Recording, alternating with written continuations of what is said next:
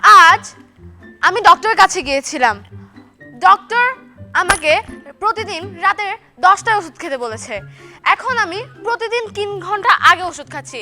Doctor আমাকে বলছে আপনি প্রতিদিন 3 ঘন্টা আগে ওষুধ খাচ্ছেন, কাহিনী কি? তখন আমি বললাম ডক্টরকে, আপনি এটাও বুঝলেন না শত্রুকে সবসময় আক্রমণ করতে হয় অপ্রস্তুত অবস্থায়। আজ আমাদের স্কুলে বাংলার স্যার পড়াতে পড়াতে ঘুমিয়ে পড়েছে। যখন প্রিন্সিপাল স্যার এসে তার সামনে দাঁড়ালো তখন উনি সাথে সাথে ঘুম থেকে উঠে বলল, দেখলে তো স্টুডেন্টরা যে কিভাবে রবীন্দ্রনাথ ঘুমাতো। আমার বাবা ডক্টরকে বলছে আপনার দেওয়া ঘুমের ওষুধটা খুব কাজে লেগেছে, খুব শান্তিতে ঘুমাতে পারছি। এখন ডক্টর বলছে বাহ খুব ভালো তো, তা কয়টা করে খাচ্ছেন?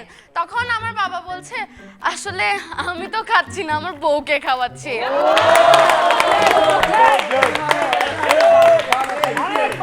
আমার বাড়ির পাশের প্রতিবেশীর ছেলেমেয়েরা খেলা করছে।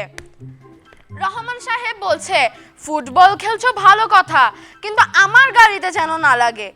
তখন একটা বাচ্চা বলল অবশ্যই আঙ্কেল, আপনার গাড়িকে তো গোল পোস্ট বানিয়েছি আমরা, ফুটবল গাড়িতে লাগতে দিলে তো।